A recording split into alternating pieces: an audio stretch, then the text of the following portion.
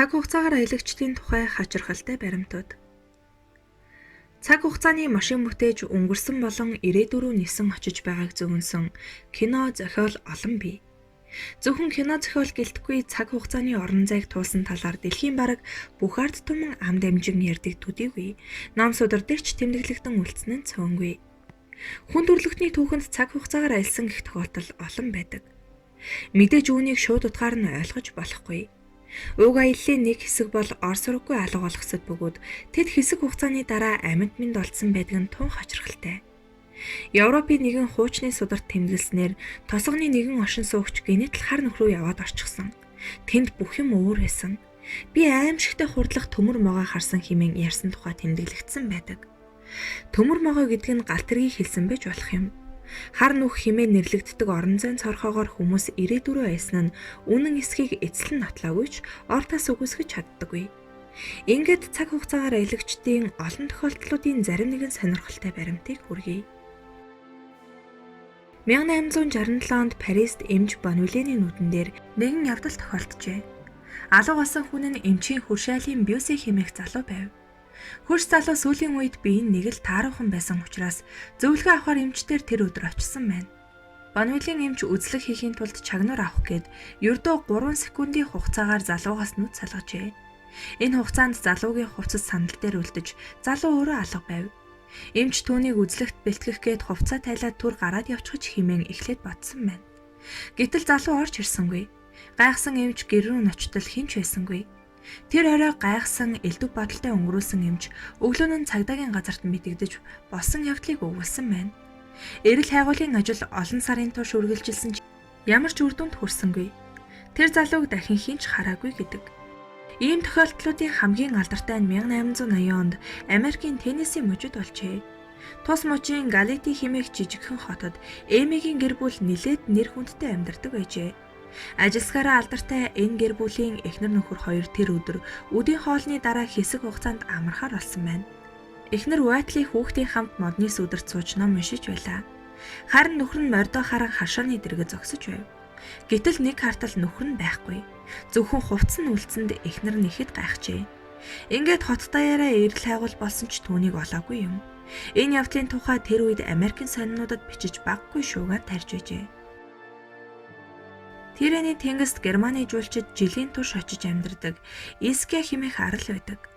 Тэнд маш амгалан тайван, цаг хугацаа удаан өнгөрдөг газар. Гэхдээ тус арал дээр хачирхалтай тохиолдлууд цөөнгүй гардаг байна.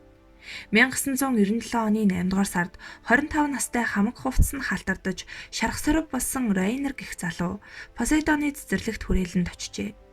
Тэрбээр тэнхгийн ажилтнанд мотоциклоосоо унаж гэмтсэн мөн тархиндаа гэмтэл авсны улмаас хаана байгаа гэдгээ сайн мэдэхгүй байна хэмээн өгүүлсэн байна.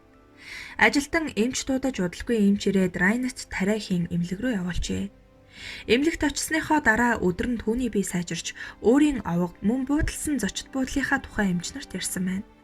Хачирхалтай залуугийн буудалж байсан гих буудлал руу залгахад бүртгэлд нь ямар ч Райнер гэсэн нэр байгаагүй гин. Харин цагдаагийнхан 1981 онд тус буудалд үнэхээр Райнер гэдэг нэртэй герман жуулчин буудалж байгаад дараа нансаг мэт генет алуугасан тухай олж мэдсэн байна. Тухайн үед түүнийг эрен сурвалжлах ажлыг эхлүүлсэн ч олдоогүй тул тэнгист живсэн гэсэн дүгнэлтэнд хүрч байжээ. Харин гэр бүлийнх нь Райнерыг нас орсон гэж тооцож байжээ. Ийхүү олон жилийн өмнө үгсэнд тооцогдсон Райнерыг ах нь ирж авсан бөгөөд харин өнгөрсөн хугацаанд тэр хаана юу хийж байсан нь онцох хിവэр үлджээ. Магадгүй 10 гаруй жил ой санамжаа алдсан, аль эсвэл үнэхээр цаг хугацаагаар аялаад ирсэн байж болох юм. Тэнгэрт болсон гайхалтай явдал. 1961 онд Америкийн нэгдсэн улсын Ohio мужид нэгэн нисгэгчээр алсын нислэг үлдэж байжээ. Тэр үед цаг агаар их таагүй, үүлэн завсраар туссан нарны гэрэл нисгэгчийн нүдийг сохлох шахан байжээ. Нисгэгчээр гэнэт маш ойрхон өөр нэгэн онгоц нисж явахыг олж харсан байна. Гайхамшигын хүчээр мөргөлдөхгүй өнгөрч чадсан ч онгоцныхоо далавчаар нөгөө онгоцны их биеийг шүргэж орхижээ. Газарцсныхаа дараа нисгэгч Робертондоо дэлхийн 2 дугаар дайны үеийнхтэй адил нисэх аппараттай мөргөлдөг шахсан тухайга бичжээ. Түүний дүрсэлснээр мөргөлдөг шахсан онгоц нь дайны үеийн онгоцтой адил нэг хүний суудалтай том далавчтай. Онгорхой кабинд нь савхин хүрэм том шил зүүсэн нисгэгч байжээ. Энэ явдлыг сонссон нислэгийн аюулгүй байдлыг хариуцсан офицерууд тухайн онгоц нь түүхэн кино авахд зориулан хуулбарлан бүтээсэн онгоц байсан гэж үзжээ. Гэтэл хэдэн сарын дараа нэгэн нислэгийн буудлын дээрээс рапортод дурдсан онгоцтой маш адилхан онгоц олдсон байна. Шинжээчид энэ онгоцыг маш хуучных нисэх боломжгүй. Тийм учраас өнгөрөгч зууны хэрэг явдал огтхон ч хамаагүй гэсэн дүгнэлтийг гаргажээ. Энэ явдал үгээр дууссангүй. Олдсон онгоцны сэгээс хуучны бүртгэлийн дэвтэр олджээ. Дэвтэр дээр 1911 онд бичигдсэн тэмдэглэгээ байсан байна. Тэр тэмдэглэлд сүүлийн нислэгийн үеэр нэгэн том онгоц маш хурдтай нисэж байсан. Сонин хийцтэй мөнгөлөг тэр онгоцтой арай л мөргөлдчихөөгүй далавчаараа шүргээд өнгөрсөн хэмээн бичсэн байжээ. Үнэхээр тэр хуучны онгоцны бүхээг дээр далавчаар шүргэсний улмөр болон зураас будаг хавхарсан байхыг илрүүлжээ. Түүнчлэн тэндээс хөнгөн цагааны үлдэц олцсон нь орчин үеийн онгоцны хийцэд ордог найрлагатай яв цав таарч байсан гин. Тэгэхээр дайны үеийн нисгэгч 50 жилийн дараах үед очин нислэг хийсэн үү? Эсвэл 60-аад оны нисгэгч өнгөрсөн үед очсон уу гэдг нь тодорхойгүй учир бүтүүлэг хэвээр үлдсэн байдаг. Чөтгөр шүглсэн хүү?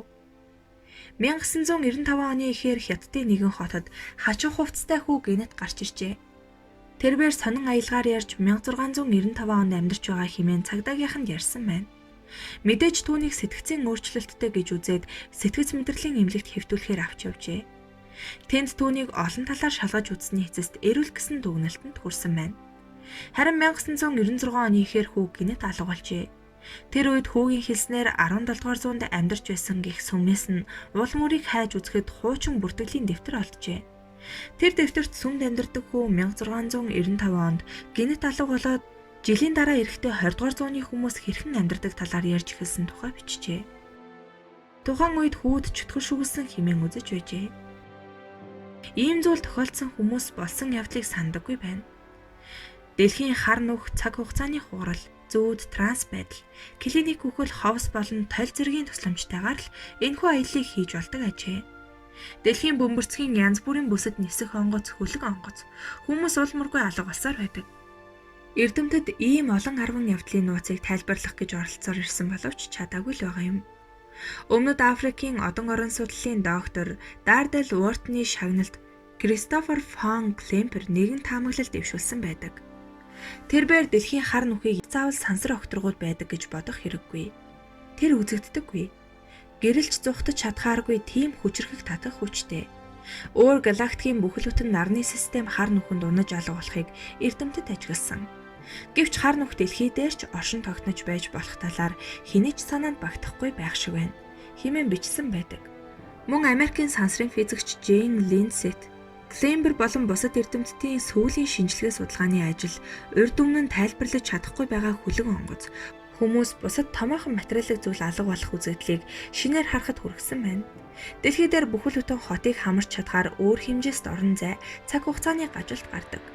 Ийм хар нүх дэлхий дээр хэдэн арваараа байдаг бөгөөд түүнд хүмүүс орчихдог байж магадгүй хэмээн эрдэмтэн Кристофер фон Клемпер үзжээ.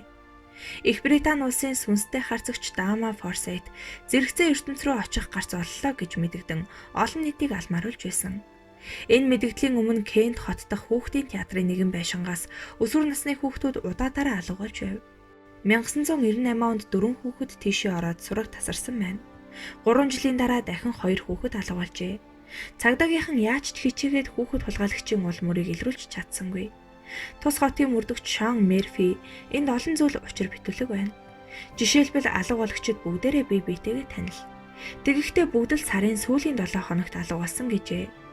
Мерфи хэрэгтэн ямар нэгэн нууц хаалгаар театрын байшин руу нэвтэрдэг хэмээн үзэж, шуурхай хэсгийнх нь тийм хаалга ирж хайсан ч олоогүй байна. Энэ нууцлаг байшингийн үйл ажиллагааг хаасны дараа л хүүхэд алга болох явдал зогсжээ. Гэтэл сүнстэй харцагч Форсайт театрын байшин дахь нөлөөт толинуудын нэгэнд өөр ертөнц рүү гарах хаалга байна. Түүнийг нөгөө талаас хаалгыг нь нээдэг. Хин нэгэн тохиолдлоор түүнийг нээхэд алга болгогч түүн рүү орсон байж болно гэсэн таамаглал дэвшүүлсэн байдаг.